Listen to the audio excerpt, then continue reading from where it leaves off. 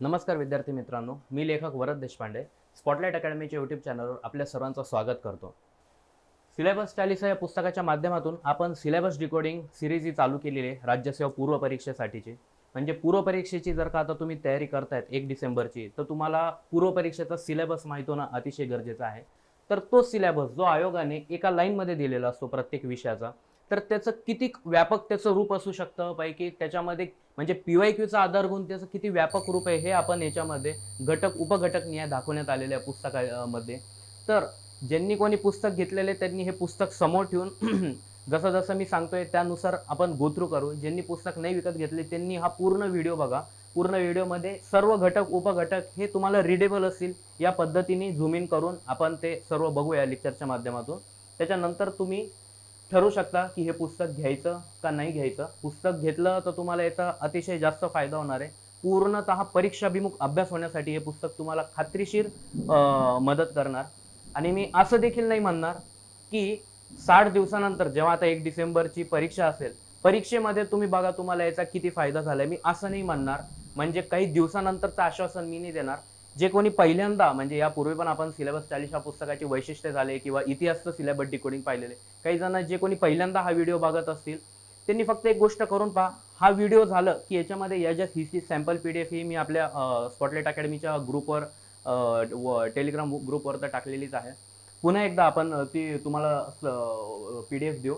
या PDFच्या माध्यमातून हा विषय तुम्ही एकदा गो थ्रू करा. हा एकदा विषय बघा. केवळ याच्यातले 4 ते 5 प्रकरण तुम्ही अभ्यास करा. आतापर्यंतचा तुमचा अभ्यास आणि या पुस्तकाच्या माध्यमातून त्याच प्रकरणाचा अभ्यास तुम्ही याच्यात डिफरन्शिएट करून बघा. तुम्हाला किती नवीन गोष्टीचं आकलन होईल की पूर्व परीक्षेसाठीची आपली ही तयारी या पद्धतीने असायला पाहिजे, याचं तुम्हाला स्वरूप लक्षात येईल. ठीक आहे. आता आपण बघू राज्यसेवा पूर्व परीक्षेकरता आयोगाने राज्यव्यवस्था विषयाचा दिलेला अभ्यासक्रम आपल्याला कोणता दिलेला आहे. एक लाईन मध्ये अभ्यासक्रम भारत आणि महाराष्ट्र डॅश राज्य व्यवस्था व प्रशासन संविधान, राजकीय प्रणाली, पंचायती राज, नगर प्रशासन, सार्वजनिक धोरण, हक्क विषयक प्रश्न इत्यादी. आता याच्यात कोणकोणता भाग समाविष्ट होतो. राज्यशास्त्र या विषयात काय होतं, पाश्चिमात्य विचारवंतांचा अभ्यास. संविधान कुठे गेलं, संविधान मध्ये भारतीय राज्यघटना, घटना दुरुस्ती, नागरिकत्व. राजकीय प्रणालीमध्ये मग भारतीय राज्यव्यवस्था आली, महाराष्ट्र राज्यव्यवस्था आली, राजकीय व्यवस्था आली. भारत राज्यव्यवस्थामध्ये संघटाची क्षेत्र, राष्ट्रपती, उपराष्ट्रपती, प्रधानमंत्री, संसद. म्हणजे आता हे संसद, प्रधानमंत्री, राष्ट्रपती, उपराष्ट्रपती यांच्यावर प्रश्न असतोच राज्यसेवा पूर्व परीक्षेत. पण आपल्याला अभ्यासक्रम मध्ये कुठेतरी दिलेलं आहे का याच्यात की आपल्याला याच्यात संसद नाव दिसते किंवा राष्ट्रपती दिसते. याचा अर्थ राजकीय प्रणालीमध्ये आपल्याला घ्यायचा असतो. मग नेमकं ते किती प्रकरण आहेत, पैकी कोणत्या प्रकरणावर किती प्रश्न आतापर्यंत विचारून झालेले आहेत, कोणत्या याच्यावर विचारण्यात येतील, या पद्धतीने आपण याचा अभ्यास करणं गरजेचं आहे. ठीक आहे. राजकीय व्यवस्थामध्ये आंतरराज्य परिषद, विभागीय परिषद, आंतरराज्य नदी जल वाटप लवाद, म्हणजे जे घटनात्मक आयोग असतील, बिगर घटनात्मक आयोग असतील ते. सार्वजनिक धोरणामध्ये राज्य धोरणाची मार्गदर्शक तत्वे, मूलभूत कर्तव्य.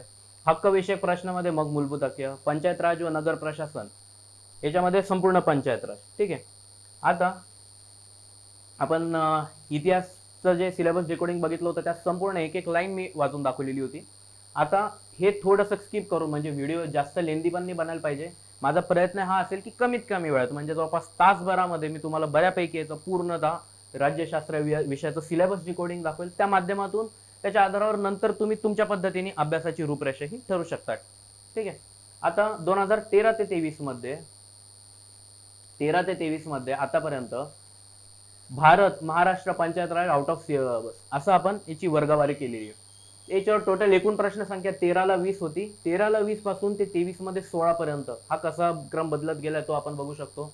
कधी कधी याच्यावर आउट ऑफ बॉक्स असे प्रश्न विचारण्यात आले की ज्या प्रश्नांचं उत्तर तुम्ही कितीही दर्जेदार पुस्तक बघितलं तरी सुद्धा त्यात सापडणं आपल्याला कठीण जातं. मुळात ते प्रश्न सोडवायचेच नसतात. ठीक आहे. ते सोडवले तर आपण लॉजिक मेथडनी सोडू शकतो, नाहीच तर असे प्रश्न स्किप करायचे असतात. म्हणजे एखादा प्रश्न परीक्षेत अवघड येतो, मग तो इतिहास विषय असेल, अर्थशास्त्र असेल, तर आपण त्याचं जनरलायझेशन करतो की याच्यावर आयोग खूपच अवघड प्रश्न विचारत चालले किंवा आयोग काहीही प्रश्न विचारू शकतात. तर ते काहीही नसतं. एखादा प्रश्न असतो तो आपण गृहीत धरायलाच पाहिजे. आपल्याला 15 पैकी 15 मार्क पाहिजे असं कोणाचा तरी मला वाटत नाही. कोणाचा 18 असतो, कोणत्या विद्यार्थ्याचा, बरं कोणत्या फॅकल्टीचाही नसेल की आमच्या विषयात तुम्ही पैकीच्या पैकी घ्या मार्क. ठीक आहे ना. एखादा प्रश्न आपण तसं गृहीत धरायलाच पाहिजे की जो अतिशय अवघड असेल, आणि त्याच्यावरून तुम्ही पूर्ण याचं जनरलायझेशन करायला पाहिजे की आयोग खूपच ट्रेंड बदलत चाललाय, खूप अवघड विचारताय. ठीक आहे. अवघडचा दर्जा आहे, पण ते अवघड विचारण्यामागेही काहीतरी एक लॉजिक असतं. ते लॉजिक आपल्याला PYQच्या माध्यमातून समजून येतं. एखाद्या घटकावर जर का सातत्याने प्रश्न येत असेल तर त्याचं स्वरूप हे हळूहळू अवघड होत चालतं. तर आपल्याला ती तयारी तिथपर्यंत एखाद्या विषयाचा, एखाद्या घटकाचा सखोल अभ्यास करणं त्यावेळेस गरजेचं असतं. याचा अर्थ असा नाही की सगळ्याच घटकांचा सखोल अभ्यास करायला पाहिजे. ते सर्व कसं आहे ते घटक उपघटकामध्ये मी तुम्हाला सांगेलच, त्याच्यात यूज आपण. ठीक आहे. आता विषयाचं स्वरूप राज्यव्यवस्था. ठीक आहे. मुळात मुळात राज्यव्यवस्था हा विषय सर्वच विद्यार्थ्यांचा आवडता विषय असतो. ठीक आहे. तुलनेने या विषयात मार्क चांगले मिळण्याचे चान्सेस देखील जास्त असतात. याचे प्रमुख कारण म्हणजे या विषयाची संकल्पना समजण्यास अतिशय सोप्या असतात.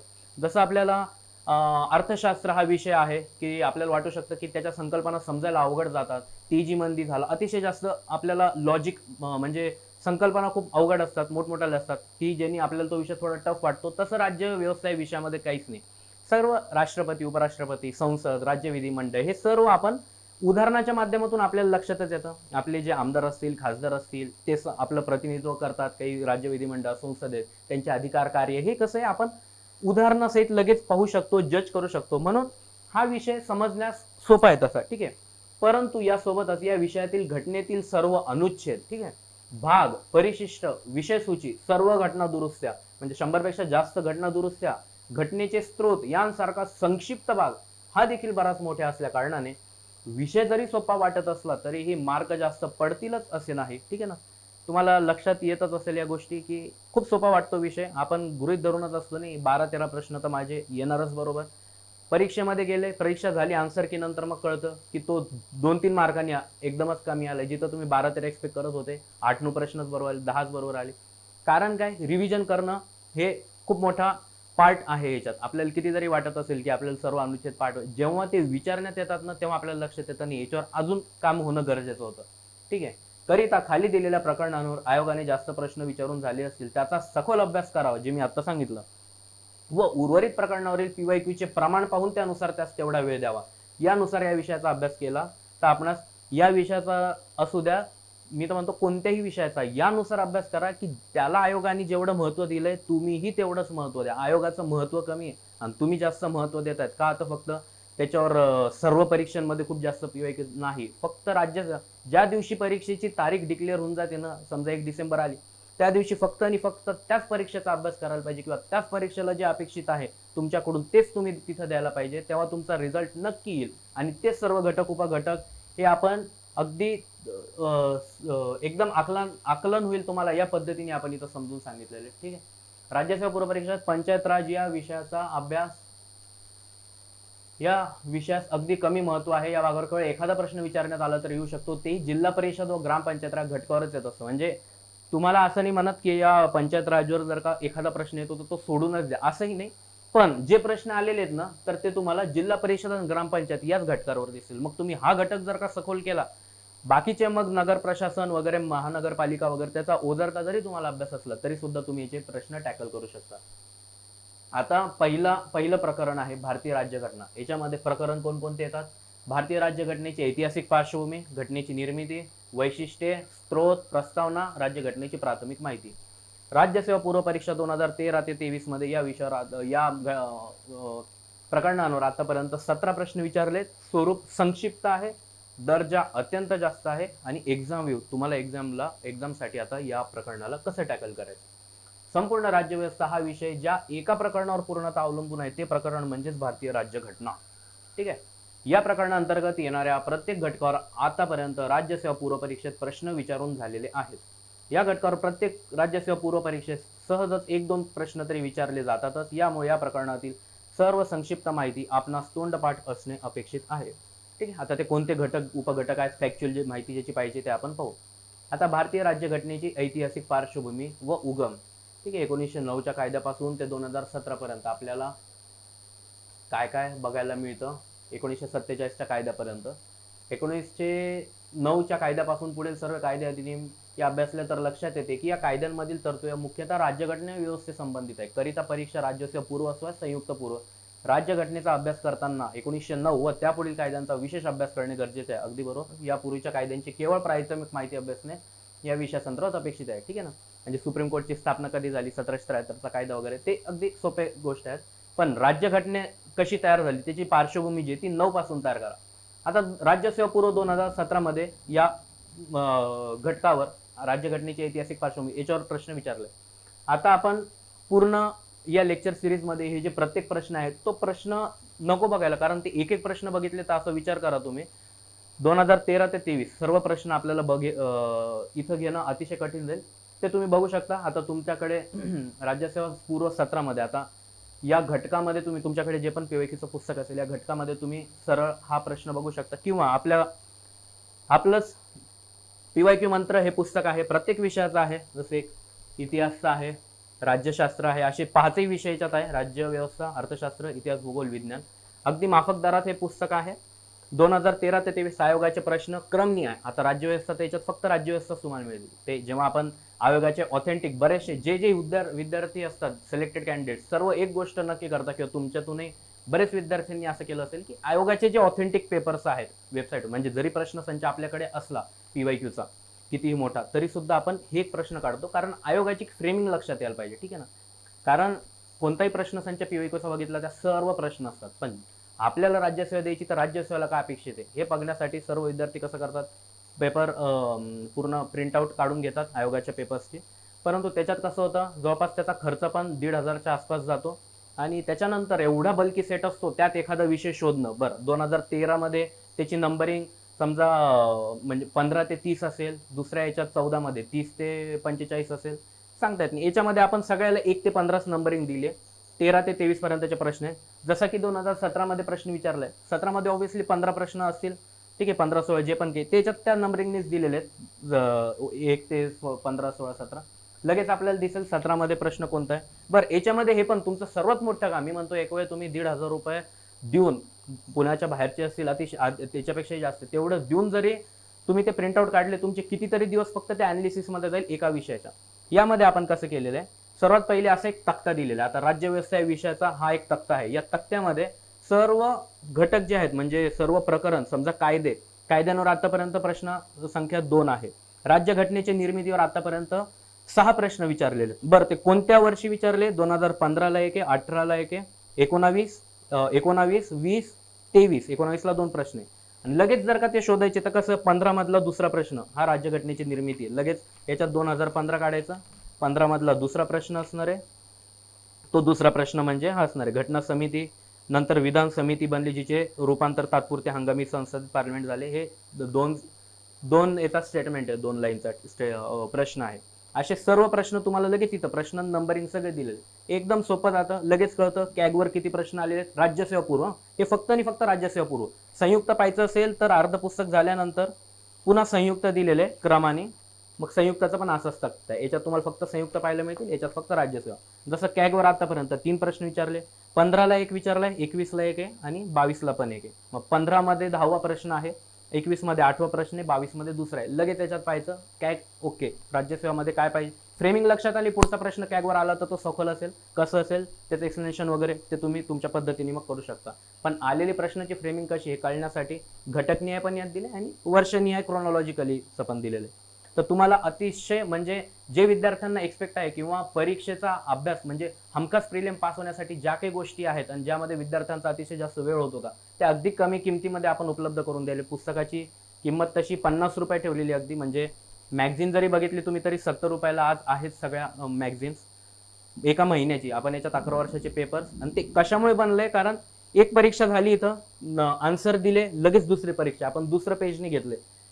किती कमी पेजमध्ये हे पुस्तक बसेल, आणि किती कमी याची किंमत ठेवता येईल, आणि किती कमी हे विद्यार्थ्यांना मिळू शकेल, याचा आपण इथं कारण जास्त विचार केलेला आहे. याच्यामध्ये इंग्रजी प्रश्न हे आपण एलिमिनेट केलेले, कारण इतिहास, भूगोल, राज्यव्यवस्था या विषयासाठी आपण तर काही याच्यात वाचत नाही, इंग्लिशमध्ये वाचत नाही.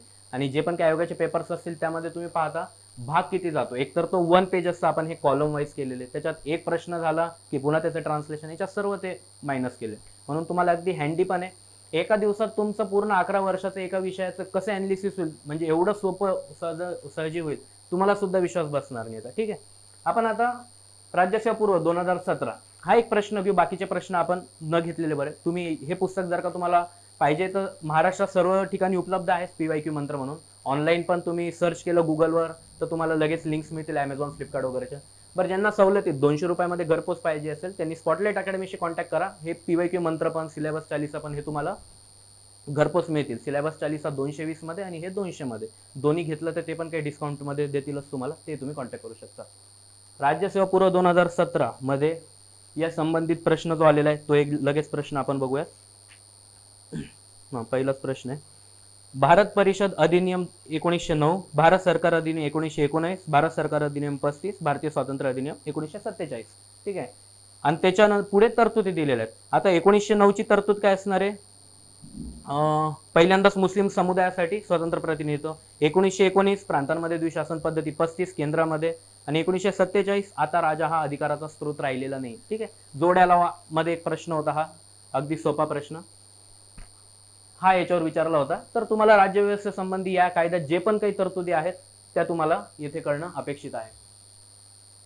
ठीक आहे. कॅबिनेट मिशन आतापर्यंत प्रश्न विचारलेला नाही, एकही प्रश्न विचारलेला नाही. जे प्रश्न विचारलेले आहेत त्याचा तुम्ही तर अभ्यास करा, ते एक्सप्लेनेशनच्या पुस्तकातूनही तुमचं होईल. परंतु जे कॅबिनेट मिशन आता याच्यावर आतापर्यंत प्रश्न विचारण्यात आलेले नाही, याचा अर्थ की तुम्ही स्पष्टीकरणाचं, राज्यसेवा स्पष्टीकरणाचं कोणतंही पुस्तक घेतलं त्यात तुम्हाला हे पाहायला मिळणार. पण हे तुम्हाला करायचं आहे कारण हे सिलेबस मधला घटक आहे हा. ठीक आहे.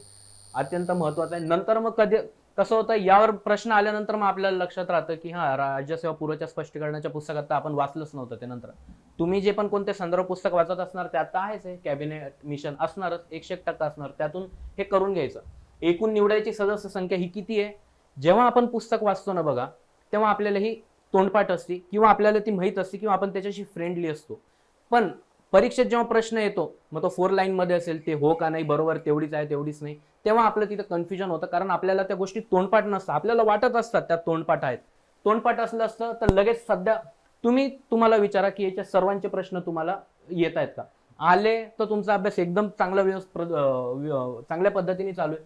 आणि जर का नसेल येत तर तुम्ही तुमच्या पद्धतीने हे घटक, या घटकांवर जे घटक येत नसतील, ज्यांची उत्तर त्याच्यावर जोर देऊन तुम्ही ते करू शकता. काहीच टेन्शन नका घेऊ. आतापर्यंत नसेल झाले, इथून पुढे या पद्धतीने अभ्यास करा. लगेच जर का तुम्ही याचं समोर याचं उत्तर लिहिलं तर कदाचित असं होऊ शकतं की पुढच्या वेळेस तुम्ही हे पुस्तकासारखंच वाचाल. म्हणून हे तुमच्या ब्रेनला चालना देणार पाहिजे. जसं टेस्ट सिरीजच्या वेळेस आपल्या बुद्धीला अति जास्त चालना मिळते वर्षभर आपण जो अभ्यास केलेला आहे, तसं हे पुस्तक आहे. हे तुम्हाला म्हणजे वर्षभराच्या नंतर नाही, हे तुम्हाला जेव्हा पण तुम्ही हे पुस्तकासोबत असणार, हे तुम्हाला कंटिन्युअसली तुम्हाला चालना देणार. याचा फायदा तुम्हाला टेस्ट सिरीज मध्ये अति जास्त होईल. आणि साहजिक टेस्ट सिरीज मध्ये जर का तुम्हाला याचा फायदा झाला तर पुढे परीक्षेत देखील 101% फायदा होणार म्हणजे होणारच आहे. राज्यघटनेची निर्मिती याच्यावर 23 ला प्रश्न येऊन गेलेला आहे. घटना समितीवर आलेला आहे. संविधान सभेची तात्पुरती बैठक, अध्यक्ष उपाध्यक्ष हे तुम्हाला माहितीच असतं, तरी सुद्धा एक रिकॉल करून पहा. नसेल आठवत तर पुस्तक चेक करायचं कंटिन्यू. ठीक आहे. आपल्याला वाटत असतं आपलं पाठ झालेलं आहे कारण आपण पुस्तकावर बऱ्याचदा ते अंडरलाईन करून झालेलं असतं, त्याला हायलाईट करून झालेलं असतं. पण जेव्हा अशा प्रकारचं कोणी प्रश्न विचारतं, हे पुस्तक म्हणजे तुमचा डिस्कशन साठीचा एक सर्वोत्तम मित्र आहे. त्याला सर्वोत्तम मित्र म्हणू शकता डिस्कशन साठीचा. कारण डिस्कशन आपलं कधी प्रोडक्टिव्ह होत असतं की जेव्हा समोरचा आपल्याला एक क्वालिटी क्वेश्चन विचारतोय आणि त्याचं आपल्याला जेव्हा उत्तर देता येत नसतं तेव्हा आपण कुठेतरी पेपरमध्ये पाहतो, मग कळतं हा याचं हे उत्तर आहे, तेव्हा ते आपल्याला फिक्स लक्षात राहत असतं, तेव्हा नसतोय. हे पुस्तक सेम तसं आहे. हे तुम्हाला कंटिन्युअसली प्रश्न विचारत राहणार आणि या माध्यमातून तुमचा सारथी बनणारे एक्झाम व्ह्यूच्या माध्यमातून की तुम्हाला हे कसं करायचंय, हे या विषयाचा अभ्यास कसा करायचा आहे. ठीक आहे. भारतीय राज्यघटना निर्मिती संबंधित खालील परीक्षा घेऊन संक्षिप्त चालू घडामोडी याच्यावर प्रश्न आलेला आहे. संविधान सभेचे पहिले सत्र, नेहरूंनी मांडलेला उद्दिष्टांचा ठराव, संविधान सभेचे शेवटचे अधिवेशन, घटना स्वीकारण्यापूर्वी 26 नोव्हेंबर 1951 रोजी लागू झालेल्या घटनेतील तरतुदी यावर 18 ला विचारलाय. 47 मुळे कायद्यात झालेले, संविधानात झालेले बदल 19 ला. मसुदा समितीची प्राथमिक माहिती, या गोष्टी तुम्हाला माहिती आहे. मसुदा समितीची स्थापना, पहिले अध्यक्ष कोण होते, सदस्य कोण, किती माहिती आहे, काही प्रॉब्लेम नाही. माहित असेल तर हे टिक करायचे. हे अशा आपल्याकडे बॉक्सेस आहेत, हे टिक करायचे. हे तुम्हाला पुन्हा रिव्हिजन करायची काही गरज नाही. पण ज्या गोष्टी तुम्हाला अशा वाटतायत की हा या नेमकं किती तरतुदी होतात, 26 नोव्हेंबरला 1949 रोजी ज्या काही तरतुदी झालेल्या आहेत त्या आर्टिकलनुसार तुम्हाला सर्वच्या सर्व पाठ आहेत का, नसतील पाठ याच्यावर तुम्ही हायलाइट करू शकता, याच्यावर टिकमार्क करू शकता की हा तुमच्या रिव्हिजनचा बेस आहे. तुम्हाला हे या गोष्टी विचारल्या की लगेच सांगता येत नाही, तर तुम्हाला याचं रिव्हिजन जास्त करणं आहे.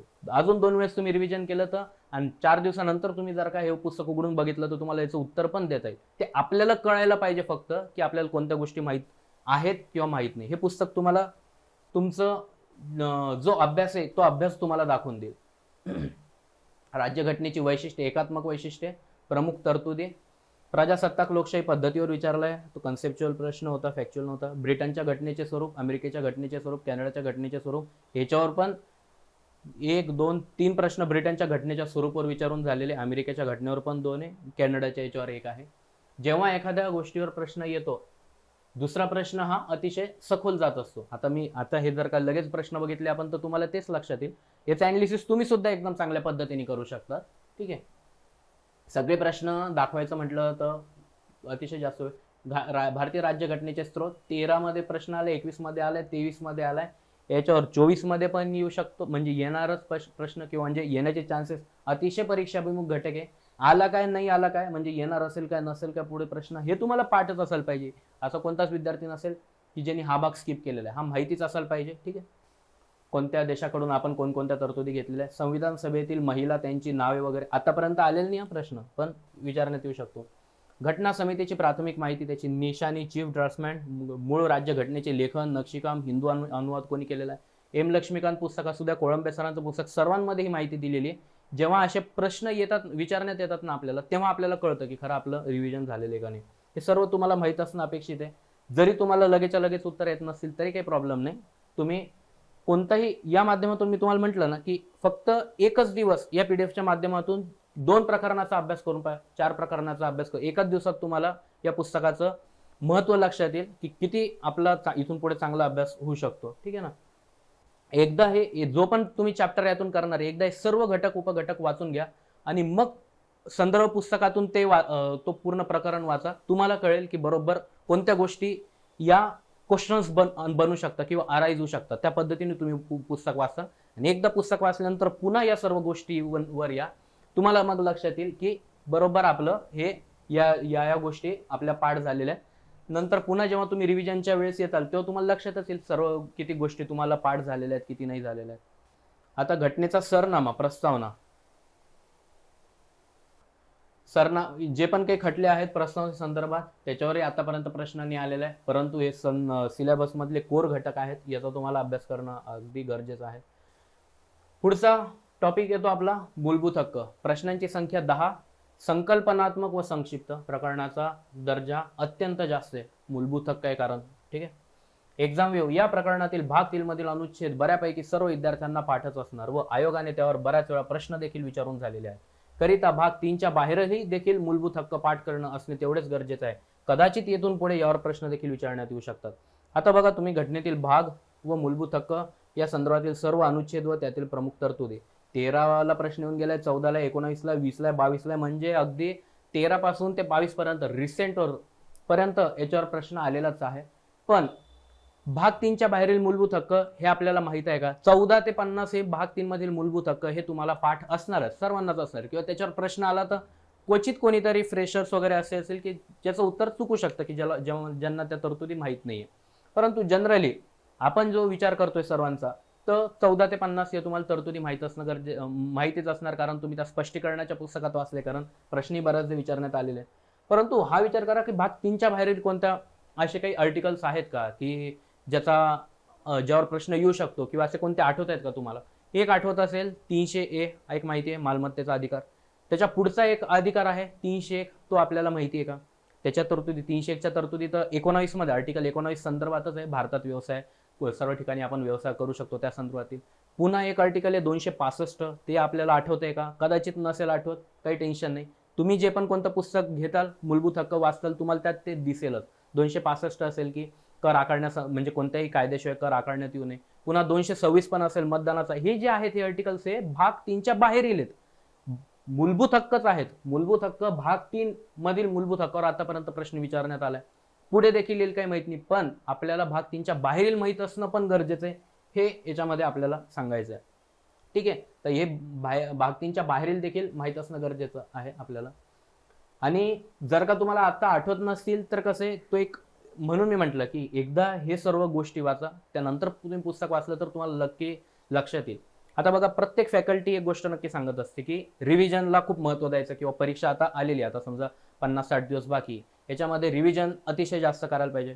बरेच जण सांगता की महिन्याला तुम्ही जेवढं वाचले त्याचं रिव्हिजन व्हायला पाहिजे. बरेच जण सांगता वीकली करा, आठवड्याभर जो अभ्यास केला त्याचं संडेला आठवड्यातून एक दिवस त्याचं रिव्हिजन करा. कोणी सांगत असेल की दर दिवशी तुम्ही जो अभ्यास करताय रात्री झोपण्यापूर्वी त्याचा रिव्हिजन करा. कोणी सांगेल सकाळी रिव्हिजन करा. प्रत्येक जण वेगवेगळं सांगेल आणि त्यात काहीच नाहीये. सगळ्यांचे मतं पण वेगळे असतील. म्हणजे कोणी सांगेल दिवसा करा, वीकली करा, पण ही गोष्ट तुम्हाला माहिती आहे. म्हणजे रिव्हिजन ही गोष्ट, हा जो कन्सेप्ट आहे हा तुम्हाला माहिती आहे की तुम्हाला एखाद्या विषयाचं किती रिव्हिजन करायचं आहे. कारण प्रत्येकाच्या अभ्यास करण्याची पद्धत वेगळी असते, अभ्यास वेगळा असतो, आतापर्यंतचा झालेला अभ्यास वेगळा असणार आहे साहजिक असतं. त्याची गोष्ट त्यांना माहित असणं गरजेचं आहे. आणि तुमची गरज काय किंवा तुम्हाला कितीदा रिव्हिजन केल्यावर एखादी गोष्ट लक्षात राहते त्याचं मूल्यमापन करणारं यंत्र म्हणजे हे पुस्तक आहे. ठीक आहे, याच्यात तुम्ही स्वतःलाच ओळखताल या पुस्तकाच्या माध्यमातून की आपल्याला किती. आता जसं एक माझं 2019ला पुस्तक आलं होतं, पहिलं पुस्तक आलं होतं इतिहासाचं. त्याच्यामध्ये मला अभिप्राय दिलेला होता उपजिल्हाधिकारी तेव्हाचे झालेले दर्शन निकाळजे सर, पुन्हा DYSP संकेत देवळेकर सर. तर दर्शन निकाळजे सर जे आहेत त्यांनी सांगितलेलं होतं की त्यांचं ॲक्च्युली सकाळी उठून लवकर उठून त्यांनी कधीच अभ्यास नाही केलेला आहे, परंतु अभ्यास एवढा प्रोडक्टिव्ह होता त्यांचा, म्हणजे ॲनालिसिस वगैरे या गोष्टी. तर ते सहज PSI पण झाले, नंतर उपजिल्हाधिकारी पण झाले. परंतु कधी त्यांनी असं नाही की हां सकाळी उठून रिव्हिजन करायलाच पाहिजे. मी पण सांगतो करा, पण ते केल्यावरच होतं असं नाही. त्याचं उदाहरण म्हणजे हे अशाच काही अधिकारीमध्ये आपल्याला पाहायला मिळतं. सर्वात एक गोष्ट म्हणजे त्यांनी एक केलेली असते की ॲनालिसिस. पूर्व परीक्षेचा जर का अभ्यास करतोय तर पूर्व परीक्षेने आतापर्यंत आयोगाने पूर्व परीक्षेत काय विचारलं आहे, तिची रिक्वायरमेंट ओळखून ज्यांनी अभ्यास केलाय त्यांच्यासाठी अजिबात हा विषय राहिलेला नाही. रिव्हिजन तेवढ्याच वेळेस म्हणजे तेवढं तुमचं व्हायला पाहिजे की ज्या वेळेस तुम्हाला एखादी गोष्ट हे असे प्रकरण मुद्दे तुम्ही पाहताय आणि तुम्हाला त्याचं उत्तर लगेच देता येतंय, तिथपर्यंत त्या गोष्टीचं रिव्हिजन करण्याची गरज नाही. जेव्हा तुम्हाला गरज पडते त्या गोष्टींचं तेवढ्या वेळेस तुम्हाला रिव्हिजन करणं अत्यंत गरजेचं आहे. मूलभूत हक्क संदर्भातील महत्वपूर्ण खटणे. आता शंकरी प्रसादवर आतापर्यंत आले नाही, गोलकनाथवर प्रश्न आले, केशवानंद भारतीवर आलेला आहे. म्हणजे शंकरी प्रसादवर इथून पुढे हा येऊ शकतो. ठीक आहे, त्यातले शंकरी प्रसाद खटला काय आहे, त्यातल्या तरतुदी काय आहेत, त्या लगेच तुम्हाला वाचल्या लक्षात यायला पाहिजे. नसेल लक्षात येत पुन्हा एकदा पुस्तकांवर या मग हे झाल्यानंतर. ठीक आहे, अनुच्छेद 32 व 226 मधील घटनात्मक उपाययोजना. ठीक आहे, याचा पण आतापर्यंत प्रश्न नाही आला. राज्यसेवा पूर्वमध्ये तुम्हाला लगेच वाटत असेल कोवरंट वगैरे याच्यावर तर प्रश्न आलेला आहे, तो संयुक्त पूर्वमध्ये असणार. याच्यामध्ये राज्यसेवा पूर्वमध्ये आतापर्यंत नाही आहे. याचा अर्थ हा लक्षात घ्यायचा की अगदी महत्वाचा संभाव्य घटक आहे ज्याच्यावर आतापर्यंत प्रश्न नाही आलेला, येऊ शकेल. मूलभूत हक्कांबाबत अपवाद परिशिष्ट 9 31 A 31B भाग 3च्या बाहेरील मूलभूत हक्क. मी जस्ट थोड्या पहिले सांगितलं होतं भाग 3चे वर्णन या गोष्टी. एवढं जरी तुम्ही मूलभूत हक्का केलं, या पलीकडेचा प्रश्न येणार नाही. ठीक आहे, कारण बरंच महत्वाचं कोवरंट वगैरे खूप महत्वाचे घटक आहे ज्याच्यावर प्रश्न आतापर्यंत आले नाही, तर संभाव्य घटक ते असणार. या पलीकडे येतं कशावर प्रश्न येऊ नाही शकणार. राज्य धोरणाची मार्गदर्शक तत्वे, प्रकरणाचा दर्जा मध्यम. या प्रकरणात देखील भाग 4 मधील मार्गदर्शक तत्वे सोबतच भाग 4च्या बाहेरील मार्गदर्शक तत्वे पाठ करणे अपेक्षित आहे. तसेच घटनेतील मार्गदर्शक तत्वांचे स्वरूप लक्षात घेणे देखील गरजेचे आहे.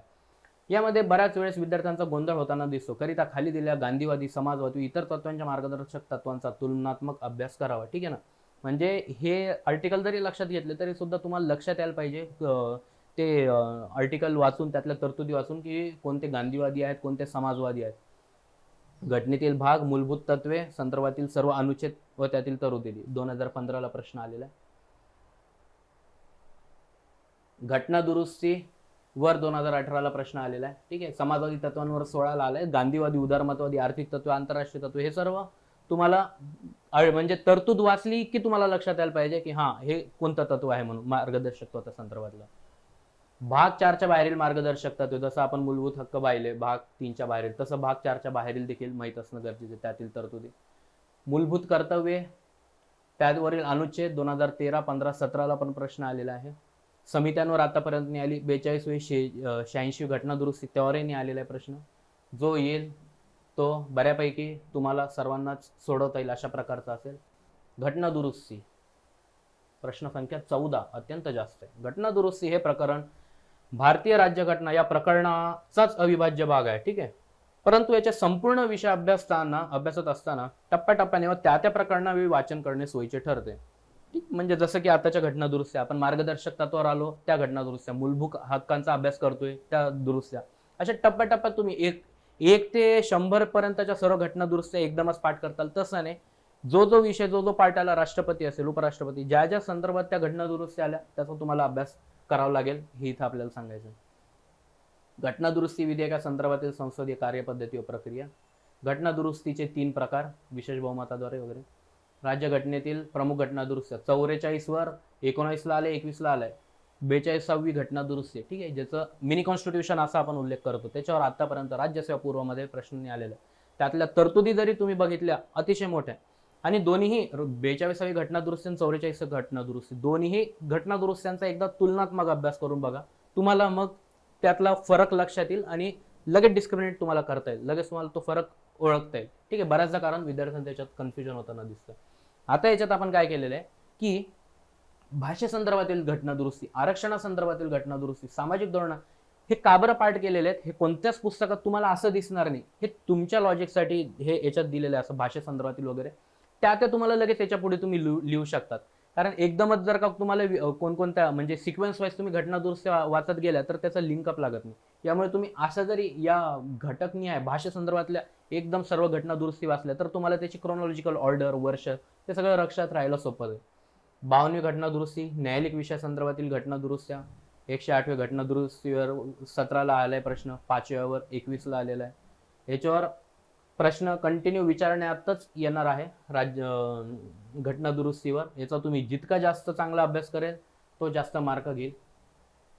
97वर पण 2022 ला आलेला आहे. घटना दुरुस्त्या सर्व, आता तुम्हाला पण माहिती आहे, सर्वच्या सर्व घटना दुरुस्त्या पाठ होणं या किती अवघड गोष्ट आहे. म्हणून मी म्हटलं की जो जो प्रकरण आलं त्या संदर्भात तुम्ही त्या घटना दुरुस्त्या लक्षात घ्या, मग तुम्हाला लक्षात राहील. त्या भारतीय राज्यघटनेची प्राथमिक माहिती, भाग 25 त्यातील परीक्षाभिमुख अनुच्छेद, दिल्ली संदर्भातील अनुच्छेद, त्याच्यावर 17 ला आलेला आहे प्रश्न. भाषेसंदर्भातील अनुच्छेद 18 ला, नागरी पदासंदर्भातील 2022 ला, घटनेतील 12 परिशिष्ट, त्याच्यावर 21 ला पण आलेलं आहे, 23 ला पण आलेलं आहे. अगदी कोर घटक आहे ते राज्यव्यवस्था विषयातले. आता नागरिकत्व, आता इथं थोडं कमी महत्व आहे. आतापर्यंतचा जो आपण भाग पाहिला हा अतिशय फॅक्च्युअल भाग होता. हा भाग म्हणजे ज्याला आपण म्हणतो तोंडपाठ असणं. तुम्ही तुमचं लॉजिक वापरून करा, तुमच्या लॉजिक मेथडनुसार तुम्ही या गोष्टी करा, पण या गोष्टी तोंडपाठ असणं या अतिशय गरजेच्या आहेत. समजून पाठ करा, पण या पाठ असणं गरजेचं आहे. आता नागरिकत्वावर आतापर्यंत 3च प्रश्न विचारले, कमी ऑब्व्हियसली याचा दर्जा, प्रकरणाचा दर्जा. एक्झाम व्ह्यू काय आहे की या प्रकरणावरील प्रश्नांची संख्या जास्त नसल्याने यास वेळ देखील जास्त दिला नाही तरी चालेल, ठीक आहे. केवळ खालील घटक एक वेळा अभ्यासले तरी संपूर्ण प्रकरणाची तयारी निश्चित होऊन जाईल. आता नागरिकत्व हा टॉपिक जरी तुम्ही कोणत्याही पुस्तकात वाचला त्याच्या तारखांमध्ये तुम्ही बघा खूप घोळ झालेला दिसतो, ठीक आहे. तर तो तारखांचा जास्त अजिबात लोड नाही घेतला तुम्ही तरी सुद्धा चालेल. प्रश्न काय विचारले आतापर्यंत, नागरिकत्व मिळवण्याचे 5 मार्ग तुम्हाला माहितीच असायला पाहिजे. लोप होण्याची कारणे हे तुम्ही लॉजिकने पण सोडू शकतात, 23 ला विचारलेलं आहे. भारतीय नागरिक व परकीय व्यक्ती यांचे हक्क, ठीक आहे. मग कोणते मूलभूत हक्क आहे भारतीयांसाठी, ठीक आहे, जाऊ द्या, तो मूलभूत हक्कामधला भाग आहे, तो त्यात घटक उपघटकांमध्ये आपण बघितलं असेल. राजकीय प्रणाली, संघ व त्याचे क्षेत्र, 6 प्रश्न आहे, मध्यम आहे. एक्झाम व्ह्यू काय, संघ व त्याच्या क्षेत्रामध्ये. या प्रकरणात खालील दिलेल्या घटकांपैकी केंद्रशासित प्रदेश या महत्त्वपूर्ण घटकावर अजून एकही प्रश्न विचारण्यात आला नाही. यामुळे कदाचित या एरियापर्यंत आयोग पुढच्या वेळेस येऊ शकण्याची शक्यता जास्त आहे. म्हणजे बघा, नावच आहे संघ व त्याचे राज्य, क्षेत्र, आणि केंद्रशासित प्रदेशावरच एकदा प्रश्न विचारला. जो विचारला होता तो दिल्ली संदर्भात, म्हणजे तो आर्टिकल संदर्भात. केंद्रशासित प्रदेश या संदर्भात प्रश्न विचारला आहे का, तर तो नाही. हे इथं तुम्हाला दिसेल. आर्टिकल 1 ते 4 वर प्रश्न आहे. नवीन राज्य निर्मिती संबंधातील प्रक्रिया, याच्यावर 20 ला प्रश्न आहे. 5व्या घटना दुरुस्तीने विचारली, 18 घटना दुरुस्तीने विचारली, नाव बदलण्याची प्रक्रिया नाही विचारली, पण संघ व त्याचे क्षेत्र हा अभ्यास करताना तुम्हाला हे घटक करणंच आहेत, ठीक आहे. सर्व घटक जे आहेत हे तुमच्या पुस्तकात आहेत, फक्त इथं आपण इंट्रोड्यूस करून देतोय की तुम्हाला काय काय करायचं. राज्य निर्मिती संबंधित आयोग, याच्यावर राज्य पुनर्रचना आयोगावर 19 ला प्रश्न विचारलाय. दार कमिशन, JVP, याच्यावर आतापर्यंत नाही विचारलाय. उत्तर पूर्व राज्यांची स्थापना, त्या संदर्भातील घटना दुरुस्ती, त्यांची विधानसभेतील सदस्य संख्या, याच्यावर पण नाही आहे हे करणे. भारतीय राज्ये, स्वातंत्र्योत्तर भारतीय राज्यांची निर्मिती व त्यांच्या निर्मितीचा क्रम, ठीक आहे. 14 ला पण विचारलाय, 18 ला पण विचारलाय. तसेच त्या संदर्भातील अनुच्छेद. आता अनुच्छेदवर आतापर्यंत प्रश्न विचारलेला नाही, कदाचित त्याच्यावर पुन्हा एकदा प्रश्न विचारतील. असे कितीतरी आपण घटक पाहिले आतापर्यंत, त्याच्यावर 2-3 प्रश्न विचारून झाले. पुन्हा याच्यावर येऊ शकतो राज्य निर्मितीच्या राज्य निर्मितीचा घटनाक्रम लावा म्हणून, पण त्या संदर्भातल्या अनुच्छेदवर आतापर्यंत नाही विचारलेला आहे ना, तर हे तुमचा अतिशय जास्त संभाव्य घटक आहे. हे तुम्हाला कर विशेष दर्जा असलेली राज्य याच्यावर पण 19ला प्रश्न विचारलेला आहे. केंद्रशासित प्रदेश, आता बघा याच्यावर संघ त्याचे क्षेत्र हा प्रकरणच आहे आणि केंद्रशासित प्रदेश मध्ये पहा तुम्ही एवढे घटक आहे ज्याच्यावर आतापर्यंत प्रश्न नाही. केंद्रशासित प्रदेशांची स्थापना व त्यांचा क्रम, ठीक आहे, जसं की राज्यांची स्थापना व त्याच्या क्रमवर प्रश्न विचारलाय, पण केंद्रशासित प्रदेशांच्या स्थापनेवर नाही विचारलाय. त्या संदर्भातील घटना दुरुस्ती, घटनेत समाविष्ट असलेले त्या संदर्भातील अनुच्छेद, त्यांची लोकसभेवर राज्यसभेतील सदस्य संख्या, विधानसभा असलेले केंद्रशासित प्रदेश, उच्च न्यायालय असणारे केंद्रशासित प्रदेश, भारतीय संघराज्याचा अर्थ व त्यांची वैशिष्ट्ये, हे तुम्हाला एवढे उपघटक लक्षात घेऊन अभ्यास करणं आहे. ठीक आहे. पुन्हा राष्ट्रपती, प्रश्न संख्या 6, दर्जा मध्यम, एक्झाम. राष्ट्रपती हे देशाचे सर्वोच्च पद असल्याने राज्यघटना विषय अभ्यासताना या पदासंदर्भातील एकूणच अनुच्छेद, त्यातील तरतुदी व इतर परीक्षा माहिती पाठ असणे अपेक्षित आहे. या पदासंदर्भातील अनुच्छेदावर आजपर्यंत या परीक्षेत एकही प्रश्न विचारण्यात आला नसल्याने तो अत्यंत संभाव्य मुद्दा आहे. बघा आपण बघितले प्रत्येक प्रकरण झालं की त्याच्यावर आर्टिकलवर प्रश्न विचारले, अनुच्छेदवर. आतापर्यंत राष्ट्रपती अगदी महत्वाचा घटक आहे. म्हणजे केंद्र सरकारचा जर का आपण अभ्यास करतोय, संसदेचा अभ्यास करतोय, पहिलं प्रकरण हे असायला पाहिजे, कारण सर्वोच्च पद आहे. त्याच्या आर्टिकलवर आतापर्यंत प्रश्न नाही आलेला आहे. मग जेव्हा तुम्ही आर्टिकल पाठ करताल, चार्ट हातात घेताल, पहिले याचं लावा, एक तर ते जोड्या लावा मधील, नाही तर फॅक्च्युअल 1 लाईन मध्ये पण येईल, 4 लाईन मध्ये पण त्याचं आर्टिकल तरतूद तीच एका ती येईल. हे तुम्हाला तोंडपाठ माहित असणं गरजेचं आहे. ठीक आहे. जास्त पण काही आर्टिकल्स नाही येते, पण तुम्हाला 52 ते 62 माहितीच करून घ्या. 71 ते 78 आहेत, 85, 111, 112, 123, 143. ठीक आहे. 143 वर प्रश्न विचारलेला होता, पण तो संयुक्त मध्ये होता. राज्य सेवामध्ये आतापर्यंत विचारण्यात आलेला नाही. राष्ट्रपती बाबतीत प्राथमिक माहिती, त्यांची निवडणुकीची पद्धतवर 21ला आहे. कार्यकाल, अटी, पात्रता, महाभियोग, अधिकार व कार्य यावर 13ला आहे, 21ला. यावर पुन्हा येऊ शकतो, कार्यावर बरेचसे प्रश्न येतात कारण सर्वोच्च पद आहे. त्यांना प्राप्त नकार अधिकार, हा तर तुम्ही खूपदा वाचला असणार, पण याच्यावर सुद्धा नाही आलेला आहे. म्हणजे लक्षात घ्या किती संभाव्य घटक आहे. याच्यावर आतापर्यंत राज्यसेवांनी प्रश्न क्षमा करा 2016 मध्ये विचारलेला आहे. ठीक आहे ना. प्रश्न काय असेल आपण लगेच बघू शकतो, पण ठीक आहे. आता तुम्ही पाहिलं तर तुम्हाला लक्षातच येईल. तो एकूणच या सगळ्यांवर असणार आहे, कारण आपण पर्टिक्युलर आता पॉकेट नकार अधिकार असेल, पॉकेट वेटो असेल, तर आपण त्याच्या समोर लिहिलं असतं. हा सगळ्यांवर 4 लाईनचा प्रश्न असेल, म्हणून 2016ला हे लिहिलेलं आहे. तुम्ही प्रश्न बघून घेऊ शकता. विधेयक आहे, राज्य विधिमंडळाचे विधेयक 2019ला प्रश्न आहे. अध्यादेश, वट हुकूम या समावेश असणाऱ्या व नसणाऱ्या बाबी, याच्यावर पण 2016ला प्रश्न विचारले. 2016वर जास्त आहेत वाटतं. 2016 मध्ये 16 2 प्रश्न तरी 2016 मध्येच विचारलेले आहेत राष्ट्रपतींवर. ठीक आहे. राष्ट्रपतीबाबत प्रमुख नेत्यांची मध्ये वधवा खटला, इतर सर्व तरतुदी. उपराष्ट्रपती, निवडणुकीच्या पद्धतीवर 2019ला प्रश्न विचारण्यात आलेला आहे. त्यात भाग घेऊ शकणारे सदस्यांवर विचारलाय. अधिकार व कार्य उपराष्ट्रपतींची त्या संदर्भात विचारलाय. पंतप्रधान, प्रधानमंत्री संदर्भातील घटनेतील सर्व अनुच्छेद व त्यातील तरतुदी. 74 व 75 यात जेवढे पण काही सब आर्टिकल्स पण येत असतील त्याचा पण तुम्हाला डिफरन्शिएट करता यायला पाहिजे. प्रधानमंत्र्यांबाबतीत प्राथमिक माहिती, त्यांची नियुक्तीबाबत तरतुदी, ब्रिटनच्या प्रधानमंत्रींसोबत तुलना, हा 2016 मध्ये आलेला आहे प्रश्न. केंद्रीय मंत्रिमंडळ कॅबिनेटवर आतापर्यंत नाही आलेले आहेत प्रश्न. ठीक आहे, ते संभाव्य आहेत.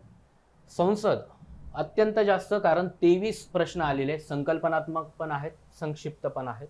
म्हणजे एक्झाम व्ह्यूज हो डिरेक्टली आपण प्रस्तुत विषयातील संसद हे प्रकरण सर्वात मोठे प्रकरण आहे. सदरील प्रकरण हे या विषयाचा गाभा आहे.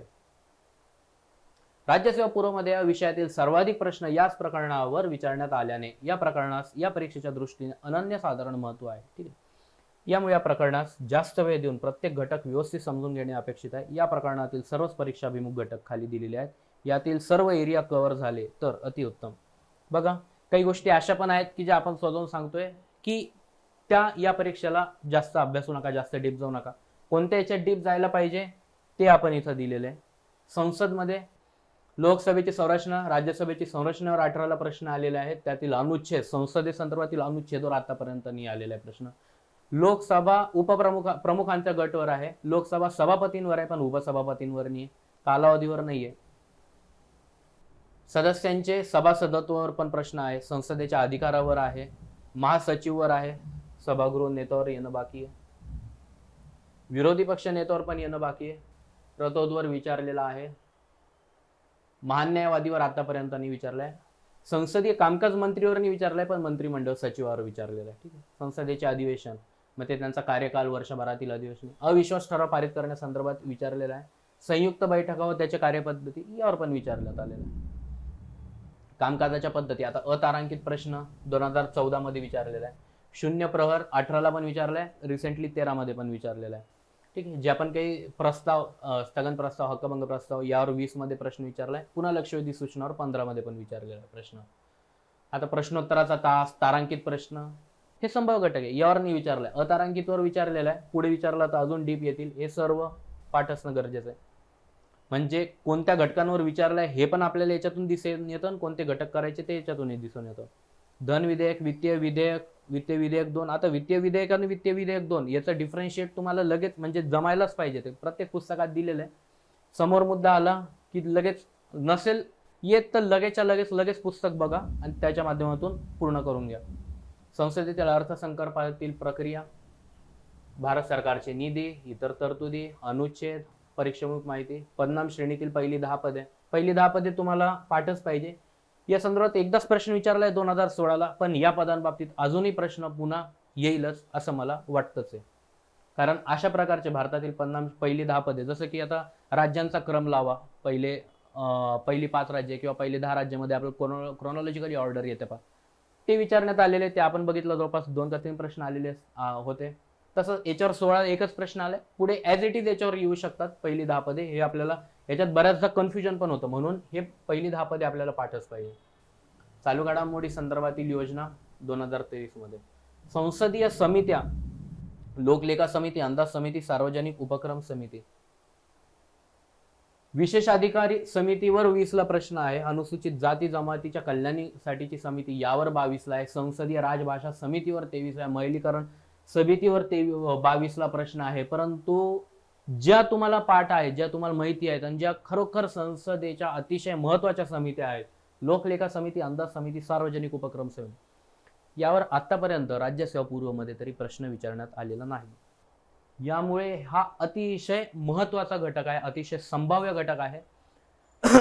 जेव्हा याच्यावर प्रश्न विचारण्यात येणार आहे, एवढ्याच गोष्टी तुम्हाला याच्या संदर्भात माहित असणं अपेक्षित आहे. याच्या डीप एकदम प्रश्न जाणार नाही, एवढ्या गोष्टी तुम्हाला माहित असणं गरजेचं आहे. राज्यपाल, राज्यातलं पद आहे, पण राज्यसेवा परीक्षेमध्ये 5 प्रश्न आहेत.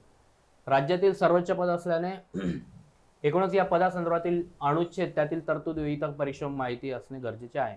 तरतुदी म्हणजे बघा, राष्ट्रपतींच्या अनुच्छेदातील तरतुदींवर प्रश्न विचारला, पण राज्यपालांच्या अनुच्छेदातील तरतुदींवर प्रश्न विचारलाय 16ला. त्यांची पात्रता दूर करण्याची पद्धतवर पण 17ला झालाय. त्यांच्या अधिकार, विशेष अधिकार, हे जे सर्वोच्च पद आहेत ना, त्यांचे अधिकार, विशेष अधिकार, त्यांचे कार्य करण्याची पद्धत यांवर प्रश्न विचारण्याचं प्रमाण जास्त असतं. ठीक आहे. याच्यात पण 2 प्रश्न विचारले त्यांच्या अधिकार व कार्यावर राज्यपालांच्या. सध्याच्या राज्यपालांबाबतीत प्राथमिक माहिती 2023ला विचारलेला प्रश्न होता, बऱ्यापैकी तो करंट अफेअरला धरून होता. असे आपल्याकडे सीबीबीच्या बॅचमध्ये घेतल्या जात असतात घटक. मुख्यमंत्री संदर्भातील अनुच्छेद आहे, मुख्यमंत्री संदर्भात प्राथमिक माहिती, त्यांना पदावरून दूर करण्यासंदर्भात 2013ला प्रश्न होता, त्याच्यानंतर आतापर्यंत प्रश्न याच्यावर विचारण्यात आलेला नाहीये, माहीत असणं अतिशय गरजेचं आहे. राज्य विधिमंडळ, आता तुम्ही जर का हेच संयुक्तमध्ये बघितलं तर राज्य विधिमंडळावरील प्रकरणावर प्रश्नांची संख्या अतिशय जास्त आहे, संसदेवर अतिशय कमी. याच्यामध्ये राज्यसेवामध्ये राज्य विधिमंडळावर कमी, संसदेवर अतिशय जास्त आहे, जे की साहजिक पण आहे. ठीक आहे. प्रत्येक वेळेस ते इतिहास सारखं नसतं होत. आता जे तुम्ही इतिहास बघितलं असेल तर तुम्हाला लक्षात आलं असेल पहिलं लेक्चर, जरी गव्हर्नर जनरल किंवा 1909-19 कायदा हे आपल्याला अतिशय भारताच्या अभ्यासक्रमासंदर्भात वाटलं, पण संयुक्ताला सर्वात जास्त प्रश्न पडले. राज्यसेवेला 2 मोजकेच प्रश्न आहे. 9, 19, 35 या कायद्यांवर तर राज्यसेवेमध्ये प्रश्नच विचारण्यात आलेले. सेम तसं इथे ॲप्लिकेबल नाही होते.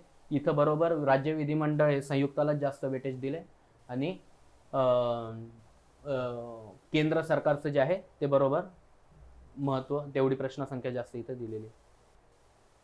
घटनेतील तरतुदी राज्य विधिमंडळ संदर्भातील 22ला पण प्रश्न आहे, 23ला पण प्रश्न आहे. बघा, घटना दुरुस्ती सारखंच आर्टिकलचं पण आहे. आर्टिकल पण एक साथ सगळे पाठ नका करू. जो जो विषय येत असेल त्या विषयाचे एकदम व्यवस्थित आर्टिकल्स तुम्ही पाठ करणं गरजेचं आहे. एकदमच तुम्ही जर का सगळे करताल नाही. मी जसं राष्ट्रपती सांगितलं, आतापर्यंत प्रश्न विचार, राष्ट्रपतीतले एकूण एक अनुच्छेद जे आहे ते पाठ पाहिजे म्हणजे पाहिजेच तुम्हाला अशा वेळेस. विधान परिषद 2019-21ला पण प्रश्न विचारण्यात आलेला आहे. नष्ट करण्याची प्रक्रिया, विधिमंडळाचे संघटन. म्हणजे बघा, एक ओळीचा आता याच्यात समजा 2 ओळीचा अभ्यासक्रम, जास्तीत जास्त 3 ओळीचा असू शकतो, ठीक आहे, याच्यापेक्षा मोठा तर नाही आपल्याला जो दिलेला आहे. एक तेवढ्या ओळीचं किती संक्षिप्त म्हणजे किती विस्तारित स्वरूप आहे हे अभ्यासक्रमाच्या याच्यावरून घटक उपघटक वरून तुम्हाला लक्षात आलेले असेल. आणि हे केवळ आपण घटक उपघटक आपल्याला वाटतात तसे काढलेले नाही, याला प्रत्येक ठिकाणी संदर्भ दिलेला आहे PYQचा, ठीक आहे. महाधिवक्ता 2018ला प्रश्न आहे. पुन्हा आंतरराज्यीय संबंध, आंतरराज्य परिषद विभागीय, 5 प्रश्नांची संख्या 5 आहे, मध्यम आहे. याच्यात कोणकोणते येत आहेत आता बघा. आंतरराज्यीय संबंध मध्ये आंतरराज्य परिषद, विभागीय परिषद, नदी जल वाटप, राज्य प्रशासकीय लवाद. एक्झाम व्ह्यू काय, आंतरराज्य परिषद, विभागीय परिषद, आंतरराज्य नदी जल वाटप लवाद यांचा खाली दिलेल्या मांडणीप्रमाणे अभ्यास करावा. यांची संरचना बऱ्यापैकी सारखीच वाटत असल्याने या सर्व यंत्रणात कन्फ्युजन होऊन प्रश्न चुकण्याची शक्यता जास्त असते. बघा, साहजिक आहे. यातल्या तरतुदी वगैरे हे सर्व जे आहेत ना, हे लवाद या परिषदा यातले मेंबर किंवा सदस्य निवडण्याची पद्धत, अध्यक्ष यामध्ये कन्फ्युजन होत असते. म्हणून याचं तुम्ही डिफरन्शिएट करू, म्हणजे एक झाले की एक लगेच तुम्ही अभ्यास करा सर्व जेवढ्या पण काही परिषद वगैरे असेल, यामुळे तुमचं कन्फ्युजन दूर होईल. कार्य व कार्यक्षेत्र यावर प्रश्न विचारला आंतरराज्य परिषद 2020 मध्ये. विभागीय परिषदेवर पण 17-18 मध्ये प्रश्न विचारले सलग 2 वर्ष.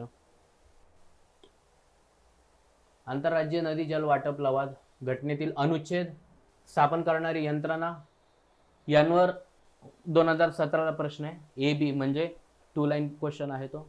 राज्य प्रशासकीय लवादाच्या अध्यक्षांच्या नेमणुकीवर 15ला प्रश्न आलेला आहे. केंद्र राज्य संबंधावर 4 प्रश्न आलेले आहेत, मध्यम आहे. एक्झाम व्ह्यू काय म्हणतो, खाली दिलेल्या 3ही सूचींमधील विषय हे आपणास माहिती असावेच. प्रस्तुत परीक्षेपेक्षाही जास्त फायदा याचा आपणास पुढील परीक्षांसाठी होणार. म्हणजे 3ही विषय, आता तुम्ही याच्यात हे लक्षात घ्या, केंद्र सूची जर का वाचत असतील त्यात ते विषय का आले हे लक्षात घ्या. जे प्रमुख विषय आहेत ज्याच्यावर नियंत्रण हे केंद्राचं पाहिजे हे आपल्याला वाचतानाच लक्षात येत असेल, त्या माध्यमातून करा. फक्त तुम्हाला केंद्र राज्य हे डिफरन्शिएट होईल, परंतु 3ही सूची हे तुम्हाला एकाच याच्यातून डिफरन्शिएट करता येते का ते पहा. खालील सूचीमध्ये आपणास माहिती.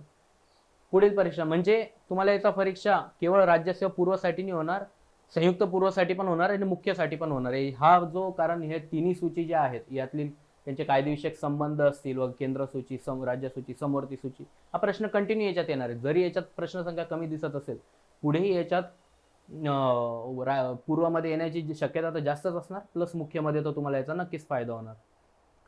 या सूचींमधील एकूण विषयांची संख्या व ते विषय. शेषाधिकावर 2दा प्रश्न आहे. प्रशासनिक संबंध यावर एकही प्रश्न नाही. आर्थिक संबंध, महसुलाची विभागणीवर 16 मध्ये प्रश्न आहे. प्रशासकीय सुधारणा आयोगवर आतापर्यंत प्रश्न नाही आहे. प्रशासकीय सुधारणा आयोग, राजमन्नार समिती, सरकारी आयोग यावर आतापर्यंत प्रश्न नाही. म्हणजे तुम्ही लक्षात घ्या की केंद्र राज्य संबंधातील हे एवढे महत्त्वाचे आयोग यावर आतापर्यंत राज्यसेवामध्ये प्रश्न विचारला, म्हणजे किती संभाव्य घटक आहे. याचा तुम्ही कितीही डीप अभ्यास केला तरी सुद्धा तुम्हाला फायदेशीर ठरणार आहे. डीप अभ्यास म्हणजे काय, हे एवढेच घटक, पण ते तुम्हाला पाठ असावे म्हणजे असावेच, त्याच्यात एक्सक्यूजच नको, कारण याच्यावर आतापर्यंत प्रश्न नाही आला. इथून पुढे प्रश्न आला तर तो एवढ्या भागावरच येऊ शकतो. आणीबाणी 3 प्रश्न. आणीबाणीवर संयुक्तमध्ये ते एकही प्रश्न नाही, 0 प्रश्न संख्या. आपल्याला वाटत असेल की 0 कसं काय, संयुक्तमध्ये एकही प्रश्न नाही विचारलाय 6 वर्षात 18-23 मध्ये. याच्यात तरी 3 प्रश्न विचारले. या प्रकरणातील 3ही आणीबाणीमधील तरतुदी काहीशा वेगळ्या आहेत. यामुळे प्रकरण जरी सोपे वाटले तरी 3ही आणीबाणींच्या तरतुदीमध्ये कन्फ्युजन होत असते. यामुळे तुलनात्मक जर का यांचा अभ्यास केला तर ते लक्षात ठेवण्यास सोपं जाईल. या तीनही आणीबाणी ज्या आहेत 352, 356, 360, काही अंशी 365चा नंतर करा, पण 3 आणीबाणींचा अभ्यास जो आहे ना तो असं तुलनात्मक अभ्यास करायचा. ठीक आहे. कोणत्या आणीबाणी लागू करण्यासंदर्भात त्याचे कार्यकाळ जो असतो त्यात सुद्धा तुम्हाला कन्फ्युजन होईल. तर तुलनात्मक अभ्यास करा, एक एक असं सेपरेट कॉलम करा, त्यातील तरतुदी वगैरे ऑलरेडी तुम्ही नोट्स केले असतील तर तेच रिवाईज करा, नसतील केले तर ते करून घ्या. तेवढं डिफरन्शिएट केलं तर तुम्हाला ते अगदी सोपं जाईल लक्षात ठेवण्यास. घटनात्मक संबंधित तर घटना दुरुस्तीवर प्रश्न आलेला आहे. आणीबाणी संदर्भातील घटना दुरुस्तीवर 21ला. मान्यता मिळवण्याची प्रक्रिया व कालावधीवर 17ला प्रश्न आलेला आहे. केंद्र शासनाला प्राप्त विशेष अधिकारावर 2013ला प्रश्न आलेला आहे. पुढे राष्ट्रपती राजवट आहे, आणीबाणी आहे, याच्यावर आतापर्यंत प्रश्न नाही आहे. ठीक आहे. म्हणजे हे पण तुम्ही बघा, 39वी घटना दुरुस्ती, 44 घटना दुरुस्ती ही या संदर्भात आणीबाणी संदर्भात काय म्हणते हे लगेच तुम्हाला माहित आहे का, हे पण पाहिजे नसेल तर काही हरकत नाही. आता वेळ गेलेली नाही आहे, 60 दिवस म्हणजे खूप आहे. त्यातल्यात अशा जर का पॉईंट्स वाईज जर का तुमचा अभ्यास होत असेल तर मोर दॅन सफिशियंट आहे हे एवढे 60 डेज. ठीक आहे. फक्त एवढं मन लावून किंवा एवढं सिरियस घेऊन अभ्यास होणं गरजेचं आहे, बाकी काही नाही. घटनात्मक आयोग व्यवस्था, घटनात्मक आयोग वर आतापर्यंत प्रश्न संख्या जास्त आहे. ठीक आहे. बघू आयोग कोणते आहेत. मुख्य निवडणूक आयोग, राष्ट्रीय निवडणूक आयोग, मुख्य निर्वाचन आयुक्त व इतर निर्वाचन आयुक्त यावर 19ला प्रश्न आहे. बाकीचे सगळे त्यांची स्थापना, भाग व अनुच्छेद याच्यावर अनुच्छेदवर अजून प्रश्न येणं बाकी. ठीक आहे. निवडणूक आयोगाच्या त्यांचे सर्व पात्रता दर्जा याच्यावर पण बाकी आहे. महाराष्ट्र निवडणूक आयोगावर आतापर्यंत नाही विचारलं आहे. संघ लोकसेवा आयोगांच्या पदावधी संदर्भात 13ला प्रश्न विचारले. त्याच्यानंतर आतापर्यंत कार्यावर 16ला विचारलाय. त्याच्यानंतर आतापर्यंत नाही, 2च प्रश्न विचारले. महाराष्ट्र लोकसेवा आयोगावर पण 2 प्रश्न विचारलेले आहेत. स्थापनेवर 1 विचारले आणि बडतर्फीवर विचारले. दोन्ही प्रश्न 2013 मध्ये विचारलेत. 10 वर्ष झालेले एकही प्रश्न नाही. हे देखील माहीत असणं, एवढ्या गोष्टी माहीत असणं गरजेचं आहे. वित्त आयोग घटनात्मक आयोग आहे. त्यांच्या कार्यावर 2016ला प्रश्न विचारलाय. भाग व अनुच्छेद, अध्यक्ष व सदस्य, नेमणूक, पुनर्नियुक्ती आतापर्यंत पुन्हा नाही आलेला आहे. कॅगवर बघा 2021, 22, 22, 21, 22, 22 याच्यावर प्रश्न तेवढे. आता हे एवढे प्रश्न नाही आता 21A, 21D, 21B म्हणजे 21 आणि 22 2च प्रश्न विचारले, पण दोन्ही पण प्रश्न जे आहेत ते 4 लाईन्स मधले प्रश्न आहेत. जेव्हा हे ABC दिसते म्हणजे तसं आहे. 4 लाईनचे असतील किंवा जोड्या लावा संदर्भातील प्रश्न आहेत. तुम्हाला हा भाग म्हणजे रिसेंटली प्रश्न आहेत 21-22 मध्ये, तर तुम्हाला कॅग हा घटनात्मक पद जे आहे याचा संक्षिप्त म्हणजे अति जास्त अभ्यास करणं गरजेचं आहे, सखोल अभ्यास करणं गरजेचं आहे. ठीक आहे. घटनाबाह्य आयोग यावर पण प्रश्न 8च आहेत. घटनात्मक व्यवस्थेचा आपण जेवढा अभ्यास करतो तेवढाच वेळ अभ्यास घटनाबाह्य व्यवस्थेस दिला नाही तरी चालेल, परंतु खाली दिलेल्या घटनात्मक यंत्रणांची प्राथमिक माहिती अभ्यासने परीक्षेच्या दृष्टिकोन. बिगर घटनात्मक आयोग जे आहेत ते आता बरेचसे आहेत जे प्रशासनामध्ये काम करतात, परंतु केंद्रीय माहिती आयोग किंवा केंद्रीय माहिती आयोगावर 20 मध्ये पण प्रश्न, 23 मध्ये पण आहे. केंद्रीय दक्षता आयोग, केंद्रीय अन्वेषण विभाग, लोकपाल, लोकायुक्त हे जे पण काही याच्यात दिलेले आता जसं की लोकपाल 2023ला प्रश्न आहे. कोणत्या देशातील पदाची सामर्थ्य दर्शवते 13 मध्ये प्रश्न आहे. हे जरी तुम्हाला माहित असले तरी सुद्धा मोर दॅन इनफ आहे एवढे बिगर घटनात्मक. नीती आयोग 2023 मध्ये. राष्ट्रीय पक्ष आतापर्यंतच्या राष्ट्रीय पक्षांची स्थापना वर्ष 2दा प्रश्न विचारला 21-23. जरी तो तुम्हाला मुख्याचा घटक वाटत असेल तरी राज्य पक्ष पण राष्ट्रीय पक्ष पण याच्यावरही प्रश्न विचारलेले आहेत, म्हणून एवढे घटक पाठ करा. महाराष्ट्रातील राज्य पक्ष कोणते आहेत, निकष, एकही राज्य नसलेले राज्य पक्ष नसलेले राज्य, निकष, सध्या अस्तित्वात असलेले राष्ट्रीय पक्ष, एवढा प्राथमिक तरी अभ्यास तुम्हाला माहित करणं गरजेचं आहे. आता न्यायव्यवस्था, न्यायव्यवस्थेमध्ये प्रश्नांची संख्या ही 10 आलेली. प्रकरणाचा दर्जा जास्त आहे. एक्झाम व्ह्यू काय आहे,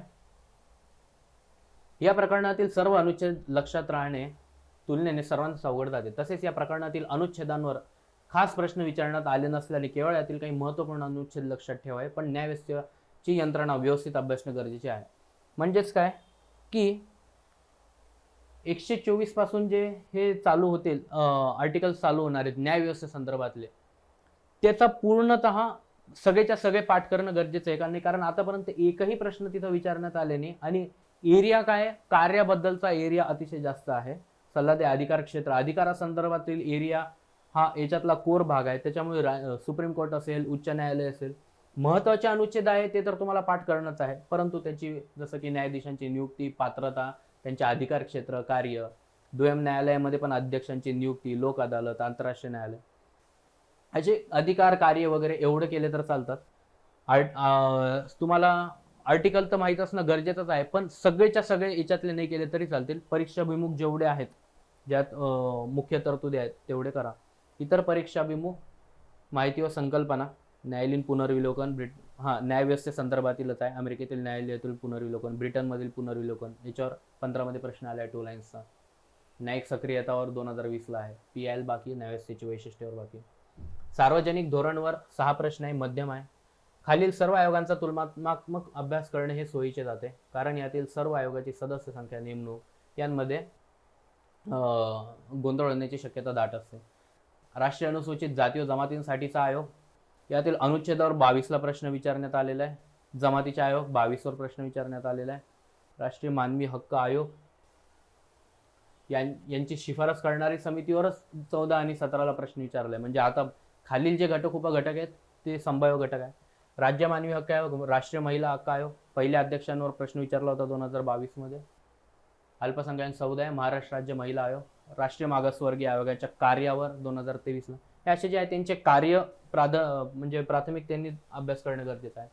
आता हा झाला आतापर्यंत राज्य व्यवस्था पूर्वमध्ये आपण जे पण काही 1-2-3 ओळीचा सिलेबस पाहिला होता आयोगाचा, त्यामध्ये त्यांना काय काय अपेक्षित आहे ते सर्वच प्रकरण, त्यातील सर्वच घटक उपघटक पैकी कोणत्या गोष्टींवर आतापर्यंत प्रश्न विचारण्यात आलेले आहेत, कोणत्या गोष्टींवर येणार आहे, सर्व आपण डिटेलमध्ये बघितलंय या लेक्चरमध्ये. ठीक आहे ना. म्हणजे तुम्ही आतापर्यंत एक्सपेक्ट पण नसेल केलं. ठीक आहे. आता तुम्ही जेवढ्या वर्षापासून अभ्यास करत असता तुम्ही एक्सपेक्ट पण नसेल केलं की एखाद्या पूर्व परीक्षेच्या अभ्यासमध्ये म्हणजे एका ओळीचा अर्थ एवढा होतो. आपण फक्त एवढाच अर्थ घेतो, म्हणजे एवढंच एक आपण जनरलायझेशन ठेवतो की याचा आवाका पूर्व परीक्षेचा मुख्य परीक्षेपेक्षा अतिशय जास्त आहे, कारण त्याचा सिलेबस अगदी एका ओळीत दिलेला आहे आणि त्याच्यात ते काहीही विचारू शकता. म्हणजे पृथ्वीच्या वरचं खालचं, सूर्याच्या खालील वरचं काहीही विचारू शकतात. असं नाहीये. विचारणार ते याच्यातच कितीतरी घटक उपघटक आपण असे पाहिले की त्याच्याच अवतीभोवती प्रश्न फिरतायत.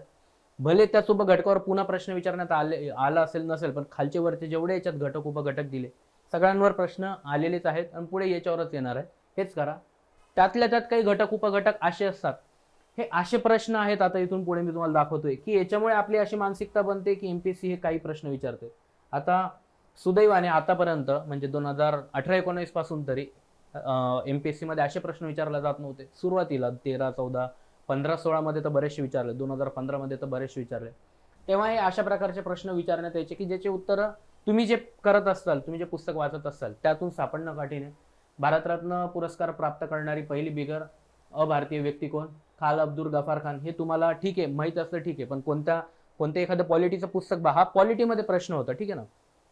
पॉलिटीचं पुस्तक पहा, यात तुम्हाला हे दिसेल का? हे नाही दिसणार. हे त्यावेळेस म्हणजे करंट अफेअरमध्ये कोणत्या बुकमध्ये असेल माहित नाही, त्याच्यातून प्रश्न आलेला. तुलसी गबाडे अमेरिकेच्या प्रतिनिधित्वात निवडून येणाऱ्या प्रथम हिंदू महिला आहेत. कुवैत आर्मी नॅशनल गार्डतर्फे त्यांना सन्मानित केलेले होते.